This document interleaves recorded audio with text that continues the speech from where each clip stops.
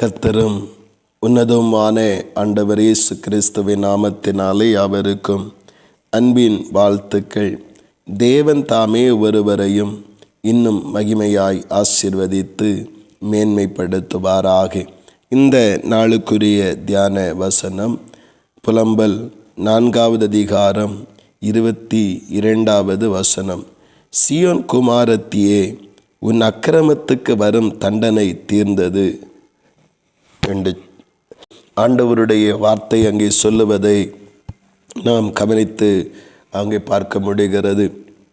சீயோன் குமாரத்தி, சீயோனை சேர்ந்த யூதராகிய இஸ்ரவேல் ஜனங்கள் ஆண்டவருடைய வார்த்தைகளுக்கு செவி கொடுக்காமல் போனபடியினால், ஆண்டவருடைய அந்த வழிகளிலே நடவாதபடியினால், ஆண்டவர் பலமுறை எச்சரித்து வந்தும் அவர்கள் அதற்கு இணங்காததினாலே சிறையிருப்புக்கு பாபிலோனிலே அவர் ஒப்பு கொடுத்து விடுகிறதை நாம் பல இடங்களிலே வாசித்து அறிகிறோம்.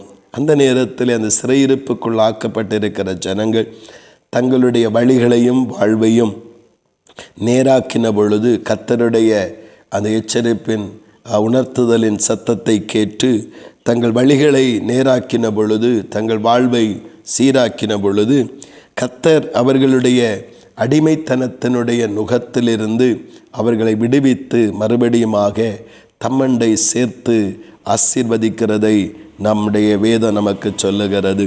ஆண்டவருடைய நாமத்தினால் இன்றைக்கும் பலமுறை நம்மிலே கர்த்தர் விதமாக நடப்பிக்கிறதை நாம் அறிந்து கொள்ள முடியும்.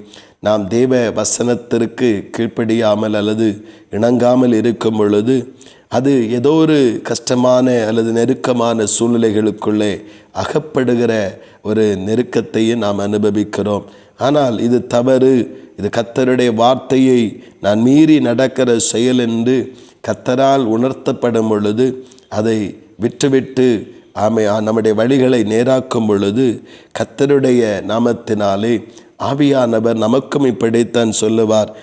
சீயோன் குமாரத்தியே, உன் அக்கிரமத்துக்கு வரும் தண்டனை தீர்ந்தது அப்படி என்று சொல்லி இனி நீ சிறைவிட்டு போவதில்லை என்று சொல்லி நம்மையும் திடப்படுத்தி மறுபடியும் ஆதி அன்பிலே தொடர, தேவ அன்பிலே நிலைநிற்க, தேவனுடையவர்களாய் நிலைநிற்க ஆண்டவர் தாமே நம்மை நடத்தி செல்லுகிறவராய் இருக்கிறார். ஆனபடினாலே நாம் எந்த காரியங்களிலே நெருக்கப்படுகிறோமோ அவைகளிலே வேத வசனத்துக்கு ஏதுவாக நம்முடைய வாழ்வை அந்த வேத வசனத்திற்கு ஒப்பு கொடுப்போம்.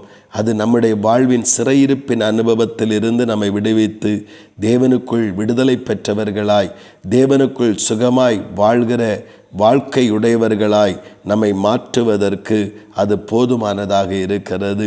ஆனபடியினாலே கர்த்தருடைய நாமத்தினாலே மேலும் மேலும் சிறையிருப்புக்குள் அகப்படுகிறவளாய் அல்ல, அந்த சிறையிருப்பின் அனுபவத்திலிருந்து நம்மை விடுதலையாக்கும்படி காத்திருக்கிற கர்த்தரை நோக்கி அவருடைய வார்த்தைகளுக்கு செவி கொடுத்து அவைகள் வழிகளை சீராக்கி கொண்டு நம்முடைய வாழ்விலே தேவன் நமக்கு தருகிற அந்த விடுதலையை நாம் நம்முடைய வாழ்விலே சொந்தமாக்கி கொள்ளுவோம். ஆண்டவராகிய தேவன் நம்முடைய வாழ்வின் எல்லா பகுதிகளிலும் மேலும் சிறையிருப்பின் அனுபவங்கள் வராதபடிக்கு நம்மை காத்து நடத்த உண்மையுள்ளவராய் இருக்கிறார். அவருடைய வழிகளை ஆராய்ந்து அந்த வழிகளிலே அவருடைய வார்த்தை சொல்லுகிறபடி நம்முடைய வாழ்வை இன்னும் சீராக நடப்போம். எல்லா நெருக்கத்தினின்றும் எல்லா சிறையிருப்பின் அனுபவத்தினின்றும் விடுதலையாக்கி நம்மை மகிமைப்படுத்துவாராக. ஆமேன், ஆமேன். செபிப்போம். பரலோகத்தின் நல்ல ஆண்டவரே, பரிசுத்தமான இந்த நல்ல காலை நேரத்திற்காக ஸ்தோத்திரம் அப்பா. ஆண்டவரே, நாங்கள் உம்முடைய வார்த்தைகளை கேட்காமல் இருக்கும் பொழுது, அதற்கு செவி கொடுக்காமல் இருக்கும் பொழுது, அதற்கு கீழ்ப்படியாமல் இருக்கும் பொழுது, ஆண்டவரே, இந்த இஸ்ரவேல் ஜனங்கள் சிறையிருப்புக்குள் அகப்பட்டது போல ஏதோ ஒரு நெருக்கத்துக்குள் அகப்படுத்துகிறீர் தகப்பனே.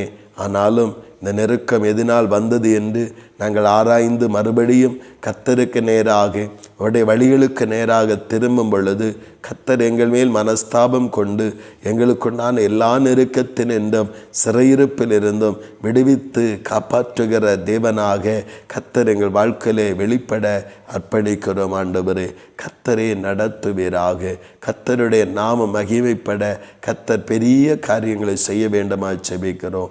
கர்த்தரபடியை செய்கிறபடியாய் ஸ்தோத்திரம். கர்த்தர் இறங்குகிறபடியாய் ஸ்தோத்திரம். இயேசு கிறிஸ்துவின் மூலம் ஜெபிக்கிறோம் ஜீவனுள்ள நல்ல பிதாவே. ஆமேன், ஆமேன்.